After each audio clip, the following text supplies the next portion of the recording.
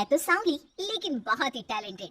लेकिन कहते हैं ना, शादी के लिए तो लंबी और गोरी होनी चाहिए।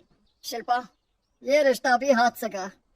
अरे कितनी बार कहा वो गोरी होने वाली क्रीम लगाया कर, लेकिन नहीं, किताब से सर खपाने से फुर्सत मिले तब ना।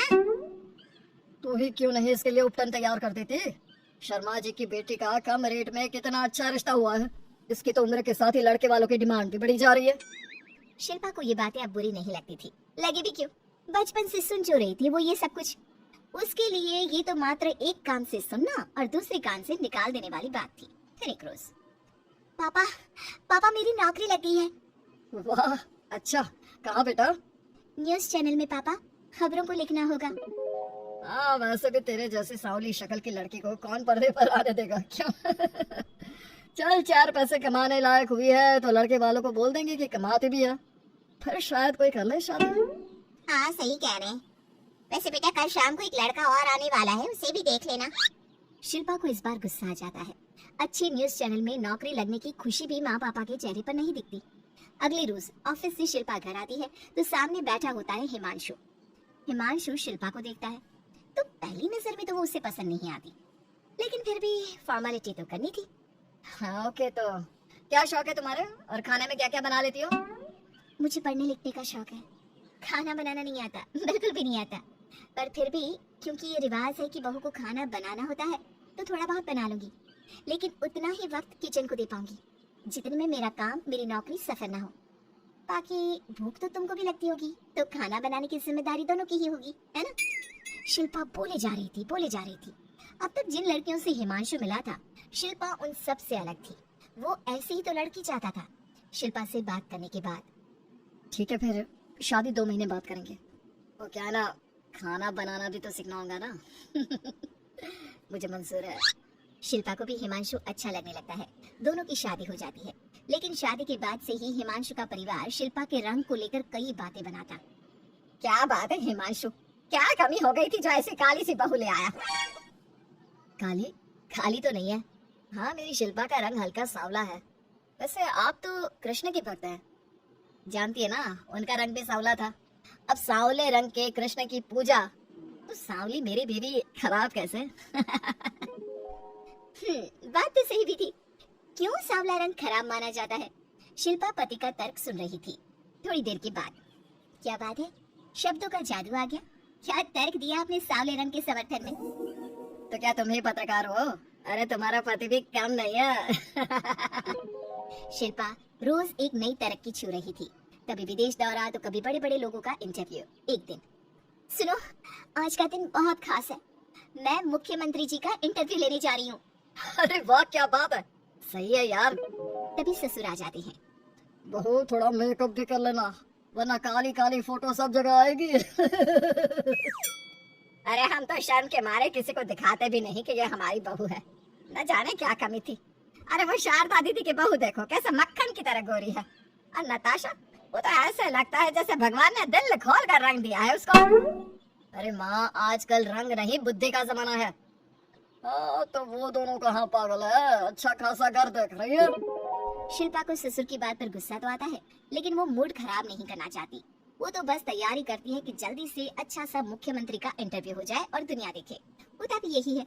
शिल्पा जब शाम को घर आती है तो, अरे चाची, बुआ, फूफा जी, कैसे हैं आप सब, कैसे आना हुआ? शिल्पा को आसपास के लोग भी देख रहे थे। वो भी जानती थी कि उसने जो इंटरव्यू किया वो कितना वायरल हो रहा है। अरे बहू, बड़ी लायक हो तुम, दुनिया की इतनी जानकारी, कितनी समझ है तुम्हारे अंदर। वाह वाह बहू, तुमने तो हम सबका सीना गर्व से चौड़ा कर दिया। सास ये सब देखकर सोच रही थी कि भाई ऐसा भी क्या हो गया, इन्होंने तो बहू को हीरो बना रखा है। मैंने तो शिल्पा को उसी दिन समझ लिया था जब पहली बार मिला था। मैं तो जान गया था कि ये लड़की अलग है। कितनी प्यारी आवाज है इसकी और समझ भी लाजवाब। तभी बुआ सास बोल पड़ती है, और एक हमारी बहू है, सारा दिन टिकली बिंदी पर ही लगी रहती है। अरे दीदी, न जाने कौन कौन सी क्रीम लगाती है, अब तो चेहरे पर फोड़े भी निकल गए। कितनी बार कहा कुछ पढ़ाई आगे करके दुनिया में नाम कमाओ, लेकिन नहीं, बस सारा दिन शीशे के सामने खड़ी रहेगी। कोई बात नहीं फूफा जी, वो भी किसी की पसंद हो सकती है।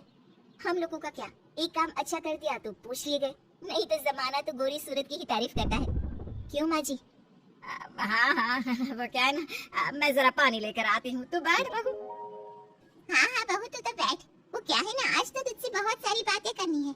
ये बता कैसे दिखते हैं मुख्यमंत्री जी सामने से, जैसे टीवी में दिखते हैं वैसे ही दिखते हैं क्या? आए दिन लोग शिल्पा से मिलने आते, उसे अपने स्कूल या दूसरी जगह पर चीफ गेस्ट बनाते। ये सब देखकर पति तो खुश होता, लेकिन सुंदर बहू का सपना सास की आंख से उतर ही नहीं रहा था।